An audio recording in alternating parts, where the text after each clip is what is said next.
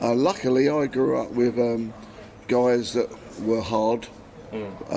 Played football, boxers, robbed banks, had guns. That's what the East End was like, very rough. But I can tell you that it was one of the closest knit communities you'll ever find. Viikonloppusoturit. Iron Maiden podcast. Tervetuloa kuuntelemaan Viikonloppusoturit-extraa. Podcastin extra-jaksot ovat yritys sumentaa ja hämmentää sitä totuutta, että podcastin varsinaiset jaksot ilmestyvät vain joka toinen perjantai. Tällä kertaa extra-jaksossa vieraana on Iron Maidenin ensimmäisen levyn kitaristi Dennis Stratton, joka vieraili tuolla heinäkuussa Suomessa osana Beast Feast -fanitapahtumaa. Denniksen kanssa keskustellaan muun muassa siitä, minkälainen paikka Lontoo oli, sodan jälkeinen Lontoo oli nuorelle miehelle kasvaa ja minkälainen rock- ja musiikkiskene kaupungissa oli ja minkälainen merkitys musiikilla oli hänen elämässään ja mihin muuhun suuntaan se olisi kenties voinut mennä, jos Dennis ei olisi kitaraan aikanaan tarttunut. Olisiko mies vankilassa vai peräti sitten mullan alla, ken tietää. Mielenkiintoista muistelua ja kuullaanpa Denniksen kertomana vielä Iron Maiden faneja askarruttanut totuus The Phantom of the Opera-kappaleen äänityssessioista. Ja muuta kuin antoisia kuunteluhetkiä Denniksen seurassa. You can't play heavy metal with synthesizers. Looking back to your childhood and youth, how would you describe London as a place to live and grow up? Wow. Well, rather than spend 2 hours for that answer, all I can say is when in the East End of London, especially around Canning Town area, it was very rough, very rough. You're near the docks. There was no money. It was pretty rough. Luckily, I grew up with guys that were hard. Played football, boxers, robbed banks, had guns. That's what the East End was like, very rough. But I can tell you that it was one of the closest knit communities you'll ever find, because the East End of London all pulled together before I was born in the war. They stuck together and they're like, it was weird, like one big family. There's a saying that we always used when we were teenagers, and that was from people from all over the Cockney Rejects, Iron Maiden. It was something that came out of Canning Town, was that they said to get out of Canning Town alive, you had to either play football, become a boxer, become a bank robber, or play a guitar, or play an instrument. And I was glad that I never robbed a bank, because most of my mates did and they're all in prison. So I'm glad I learned to play the guitar, so it was a way of getting out, you know. The 60s and the 70s were an era of like booming new subcultures, youth cultures. There were the mods, the skins, the punks and heavy metal. Yeah. How did you yourself navigate through all these new movements? Well, luckily for me, I would have said during the late 60s, I was listening to early 70s like Deep Purple, Black Sabbath, Led Zeppelin. You know, I was sort of 52, 62, 1968, I was 16, so I got my first guitar. So I was listening to a whole lot of Love, listening to Purple and Black Sabbath. So you're learning little riffs, and I was going to the local pub, which was the Bridge House, to watch the band there and watch the guitarist Terry Newman picking up a lot of little things. So we were quite lucky in a way, because there was a lot of pubs and clubs in the East End of London that had live music. So we got gigs everywhere, and the more gigs we got, the more we learned, the more we played. And so yeah, it was great. It was only up until with RDB before Maiden, we were touring with Quo in 76, 77, status quo all over Europe and Scandinavia. And then I joined Maiden, and it was just as I joined Maiden, which was when the punk scene started in 78, 79, which mean a lot of the bands that were coming up in the heavy rock and heavy metal sections got left behind because all the indie record companies then started signing all the punk bands because there was no money involved. They didn't have to pay them any money. It was a load of noise. So luckily on the 79, Maiden took off and left the punk scene behind. But anyone left behind us, they were in trouble, you know. You mentioned there were a lot of pubs and a lot of gigs in the 70s, but how would you describe the whole London rock scene overall? What kind of music were they playing? It was brilliant because in them days you had bands that went on to become quite big bands, 10cc, things like that. And but there were bands we toured with, like Ian Dury and the Blockheads. There was bands like Dr. Feelgood. And we were like doing the same gigs. RDB would do the Ground at Fulham Palace Road, the Golden Lion at Fulham Broadway, the Marquee. If you look at all the Marquee old adverts there, you know, all the old bands were there, even Maiden and RDB, and then Sad Cafe, and then there was loads of different bands. And you could go from all over Fulham, Hammersmith, Shepherd's Bush, all the way. It was pubs with music. It was really booming, really good. You could do a whole tour of London in a week, you know, with all the different pubs, you know, like Friday, Monday, Tuesday, Wednesday, all the way around. And it was great. That's how it was. But as you know, with everything as modern age arrives and viruses, everything starts to, you know, redevelopment, or you lose all them gigs. You know, but it was very booming, really well. What is your first memory of Iron Maiden? You have a specific moment you remember? The first, well, the fondest memories was that there was no mobile phones around. So I was getting on a bus at Stratford and bumped into Steve Harris's girlfriend, Lorraine. And she said to me that Steve had been trying to contact me but didn't know how to. So I gave him my address. We couldn't afford a telephone at home. And so basically I got a telegram asking me to phone this number. And I went down the public phone box and I phoned it. We want to meet you. And I went to the Ship at Wardour Street, which is an old pub by the Marquee where everyone used to hang out. And in walked Steve and Dave. Then I remembered, I recognised them because every Sunday we played at the Bridge House in Canning Town in RDB. And there was two guys used to come in late every Sunday. What I didn't realise is they'd been rehearsing. And Steve always wore the black leather jacket with a West Ham scarf. Black, Dave, blonde hair, leather jacket.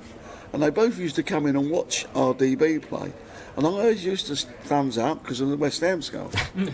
Never got introduced. So these two guys, they're sitting, I walked in, I went, oh, it's you two, you know.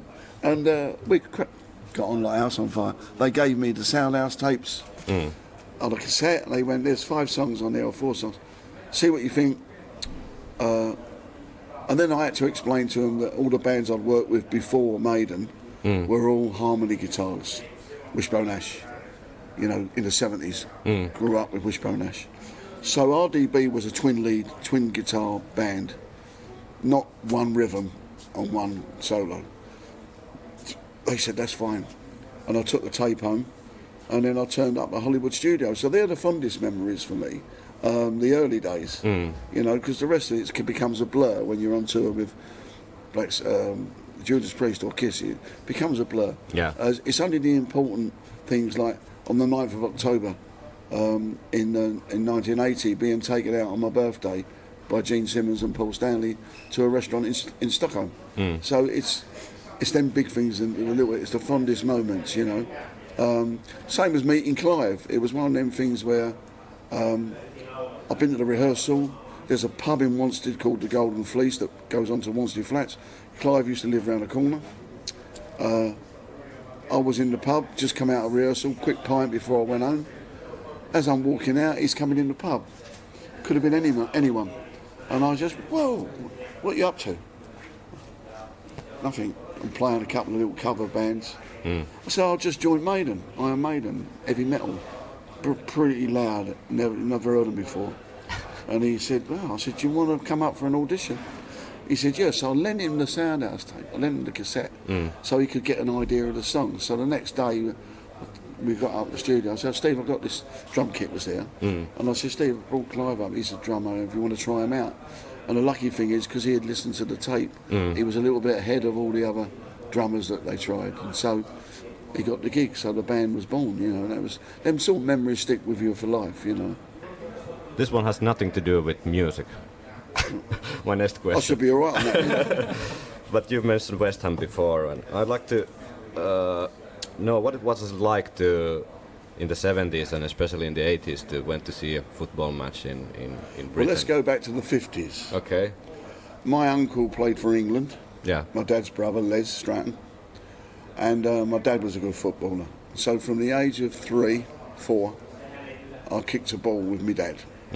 My uncle, who played for England, also played for other teams, was best friends with Wally St Pierre, which was the chief scout at West Ham at Upton Park. So they used to, my dad and my uncle used to take me over there when I was 3 or 4, and they'd go backstage, go back to the dressing room, go into the... And I used to have an autograph book with every signature in it. So basically I got the taste of it when I was 3 or 4 in the North Bank, where you had the metal bars that you sort of crash barrier that you'd lean your elbows on with the people behind you.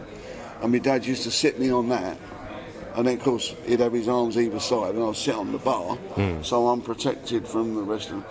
And I watched them from them days, and it's always been, you know, my love. You know, I played football for the school, for a club. I wasn't good enough to go all the way. I had trials for West Ham boys, but I wasn't good enough. But you know, them days are precious when your dad took you, you know, and then you could, when you're old enough to go on your own, you felt like a bit more grown up, and that was it. So, and it was just a coincidence that Steve came into Bridge House with a West Ham scarf on, you know. Did you get into any trouble back in the days while watching football? There has been problems. With crowd trouble, and especially away matches, you know, with the coaches and the trains.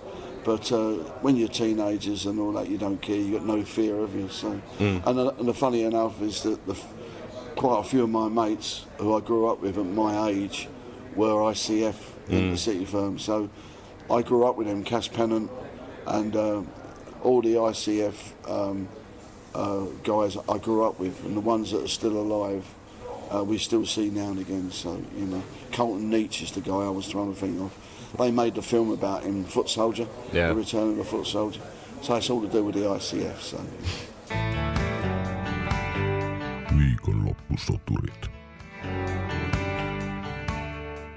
Getting back to music business, how would you describe Steve Harris as a band leader in his 20s? Did he always have the last saying, or? Yeah, oh, fantastic leader. He had a vision. He knew for whether or not what manager they had. Could have had any manager.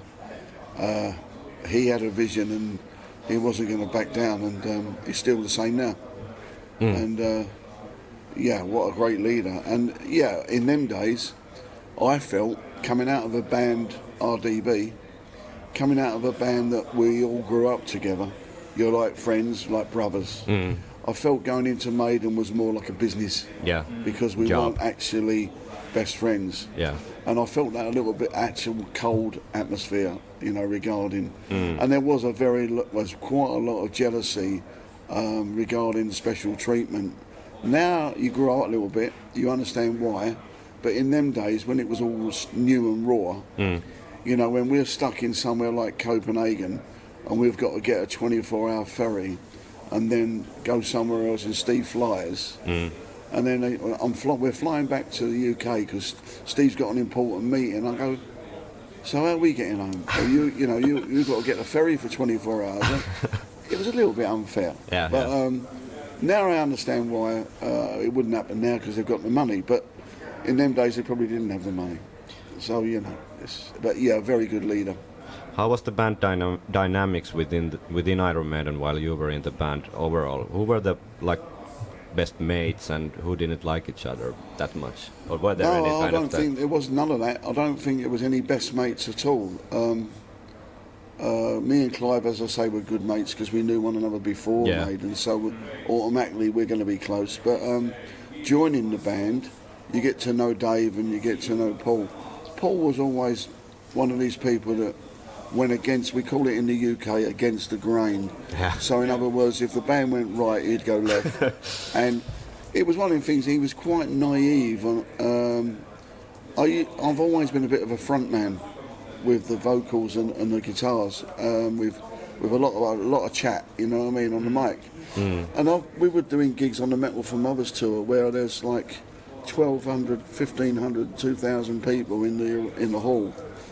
And he's got the crowd in the palm of his hands. He could say anything to get them going, and he never knew what to say. And I used to do quite a bit of talking over the mic, so it was hard for him. You know, he was very shy.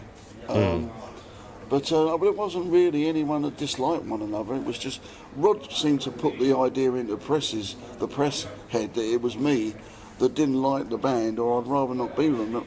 That was wrong, because I said to him, Rod, you need your space. You need to be able to go out on your own with your friends. That's why I travelled with a crew. It's no secret that I travelled with a crew in the truck, because they were funny. They were a laugh. It was like a breath of fresh air.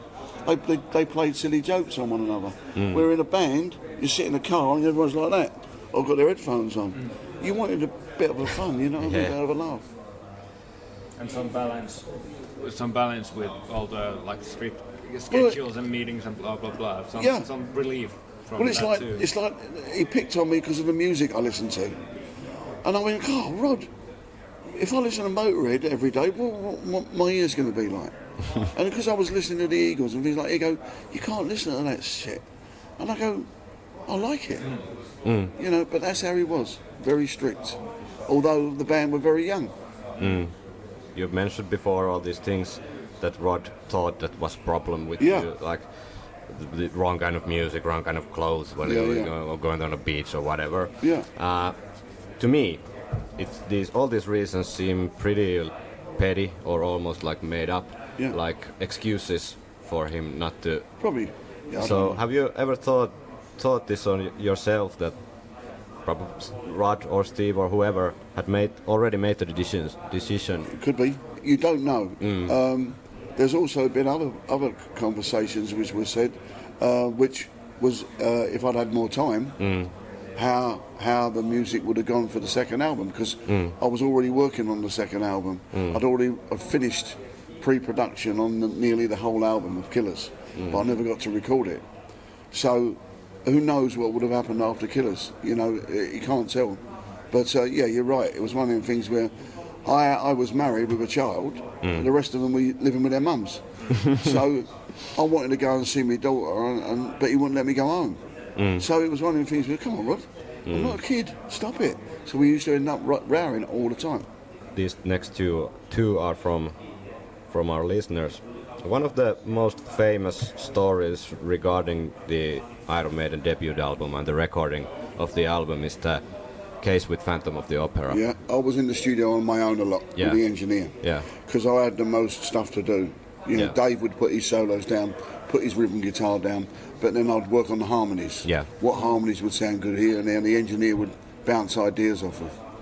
And we were doing some vocals for Phantom, and we had some free studio time, and everyone had gone home. We were on our own, and we were messing about. So I said, "Yeah, look, let's see what it would sound like with Bohemian Rhapsody kind of feel."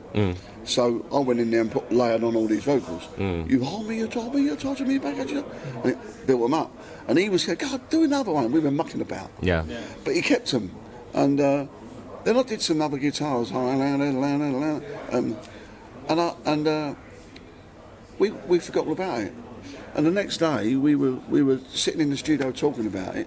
And he said, "Oh, when you left last night, I just put all this together to see what it would sound like."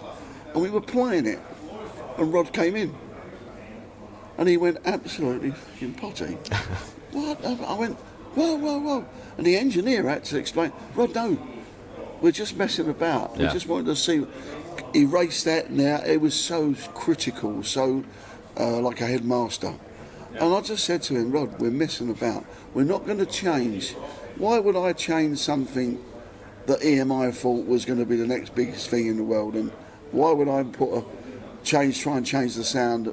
I've changed the sound enough with the harmony guitars, making the sound wider. Why would I try and change, especially an epic song like that? It was just messing about, and he never understood But that. my real question is, has been bugging Iron Maiden fans for decades now. How far was it from the album version, the You're Messing About version? How would you describe it? Was it drastically different, or was it more like... Yeah, we took everything off. Everything. But I mean the version you did as just jamming around and mugging around. How far was it really that different? Yeah, it was. Yeah, as I say, I spoke to Steve Harris about this last year, and I asked him if we could. My charity is PTSD 999. It's for post-traumatic stress disorder, and Steve Mann, who has his studio in Germany, I asked Steve and the record company and Steve Harris, would they mind us doing a version of Phantom like we were going to do when we were messing about? Yeah. And Steve said fine. Steve Harris said fine. Steve Mann said fine. The record company wanted to do it. But no, the original now is how Steve wanted it on the record. So basically you'll hear one harmony vocal on the different bits, which is falsetto, which I shouldn't have done falsetto. I should have done it in real voice. And all you'll hear on the harmonies is and there's only two guitars there. Everything else is taken off. So basically it was back to the raw bones of how he wanted it. All the rest got trashed. Yeah. All the rest got taken off. Pretty like live sound.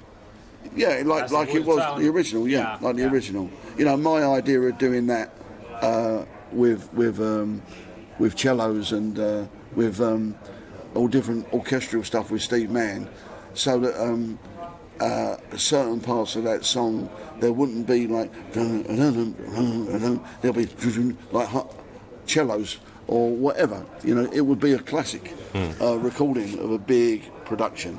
But we've not got around to it yet. So, but yes, it's back to its normal bare bones, and it was quite a bit different. How did you find the overall production of the album, the sound and the mixing and everything when it was done? Well, this is the million-dollar question. Steve wasn't happy with the production. I wasn't that particularly happy with the production. But Will Malone was one of these producers that sat there with his feet up and let the engineer, he was an old-fashioned producer, he let the engineer do all the recording, and Will Malone sort of laid back and just listened. Now, with that sort of producer, he hears the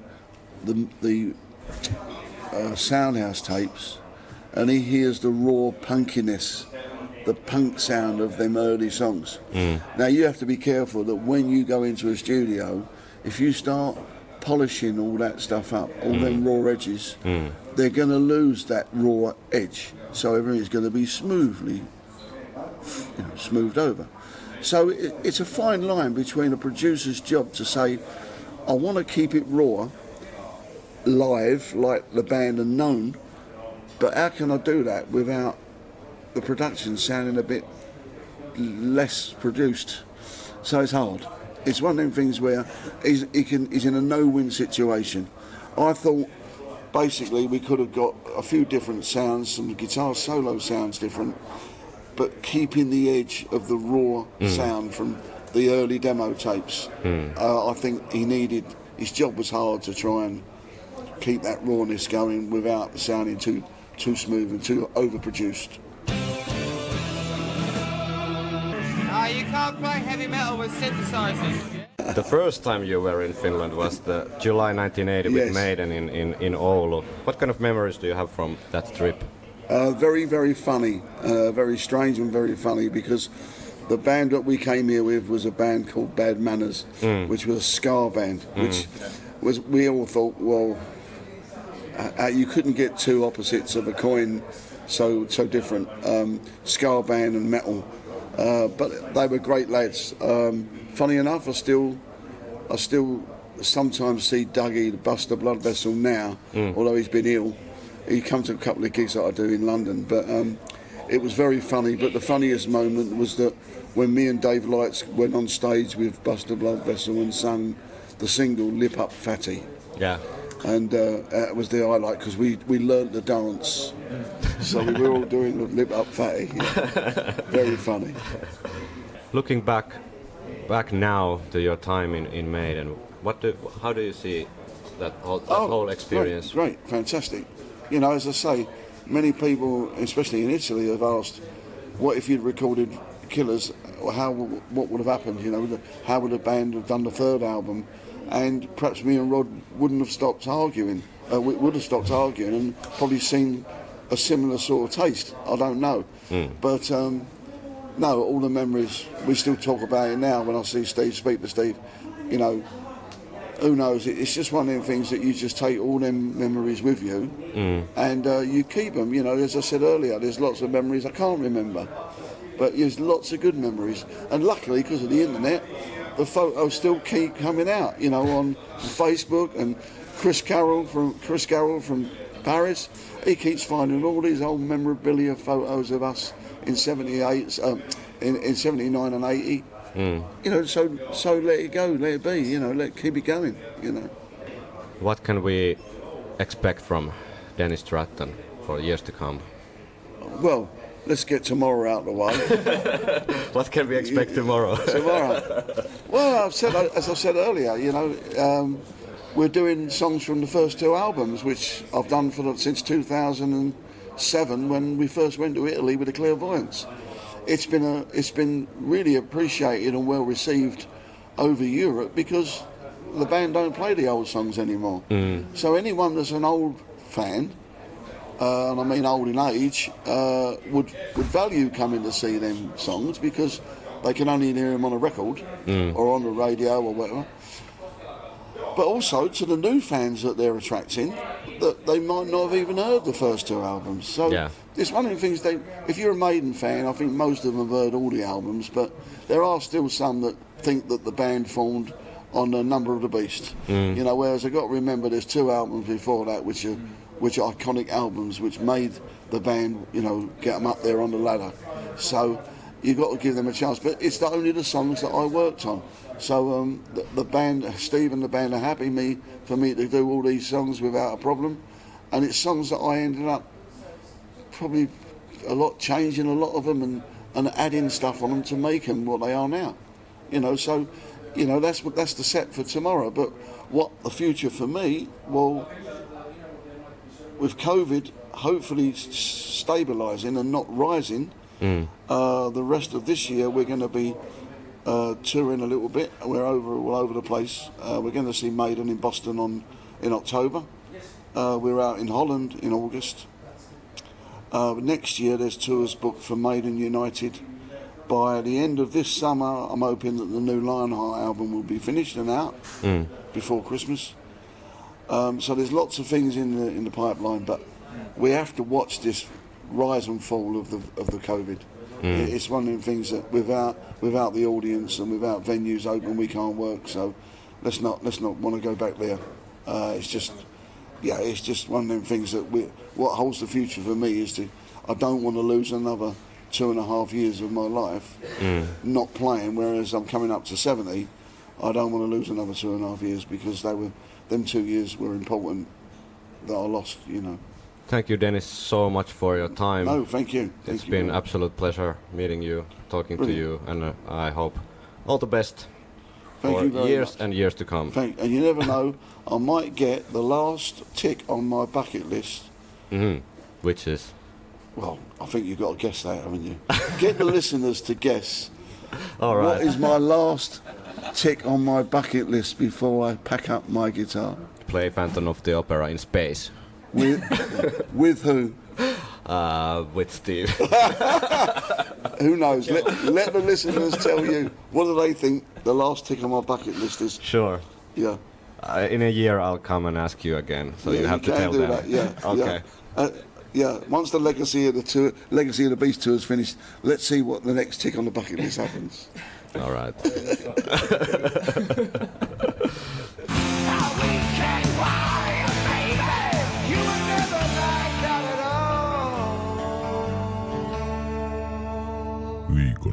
Viikonloppusoturit.